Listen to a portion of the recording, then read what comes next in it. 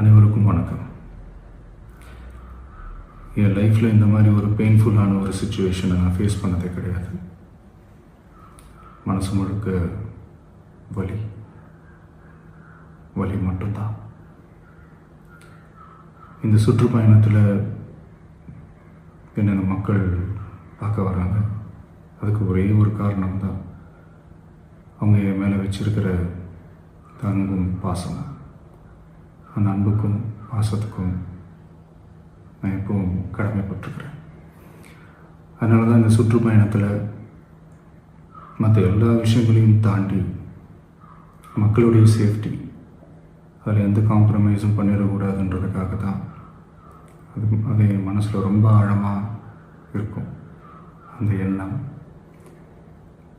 அதனால தான் இந்த அரசியல் காரணங்கள் எல்லாத்தையும் தவிர்த்துட்டு ஒதுக்கி வச்சுட்டு மக்களுடைய சேஃப்டி மட்டும் மைண்டில் வச்சுக்கிட்டு அதுக்கான இடங்களை சூஸ் பண்ணுறது, அதுக்கான இடங்களை பார்த்து பெர்மிஷன் கேட்குறது, போலீஸ் டிபார்ட்மெண்ட்டில் அதை ரிக்வெஸ்ட் பண்ணி கேட்போம்.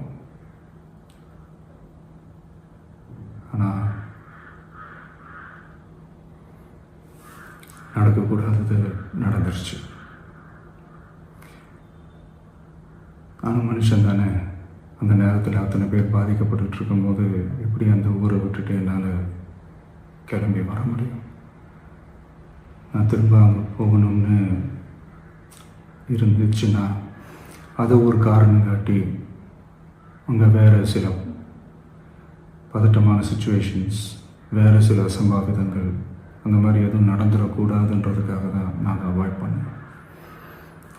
இந்த நேரத்தில் சொந்தங்களை இழந்து தவிக்கிற அத்தனை குடும்பங்களுக்கும் என்னுடைய ஆழ்ந்த இரங்கலை தெரிவிச்சுக்கிறேன். எனக்கு தெரியும், என்ன சொன்னாலும் இது ஈடேயாகாதுன்னு எனக்கு தெரியும். ஹாஸ்பிட்டலில் ட்ரீட் பண்ணிகிட்ருக்கிற எல்லாருமே சீக்கிரமாக க்யூர் ஆகி வரணுன்றதை இந்த நேரத்தில் நான் வேண்டிக்கிறேன். கூடிய சீக்கிரமே உங்கள் எல்லாரையும் நான் சந்திக்கிறேன்.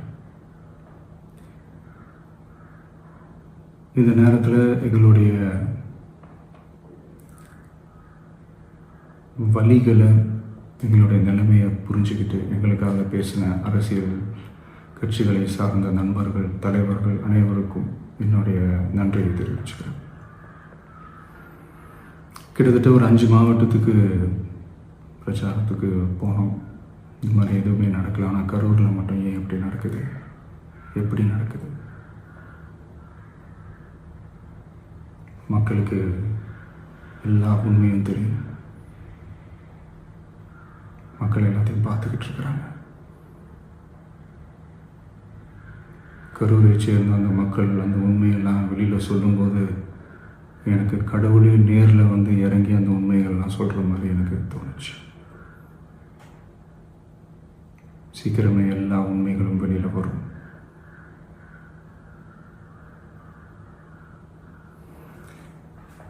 எங்களுக்கு தரப்பட்ட இடத்துல நாங்கள் போய் அந்த ஸ்பாட்டில் நின்று நாங்கள் பேசிட்டு வந்தோம். அதை தாண்டி எந்த தவறும் எங்கள் சைடில் நாங்கள் எதுவுமே செய்யலை.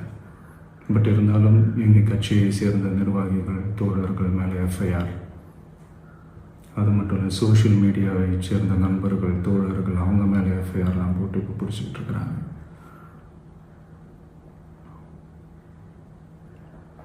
சிஎம் சார், உங்களுக்கு ஏதாவது இந்த பழி வாங்கணும் அப்படின்ற எண்ணம் ஏதாவது இருந்துச்சுன்னா என்ன வேணாலும் பண்ணுங்க.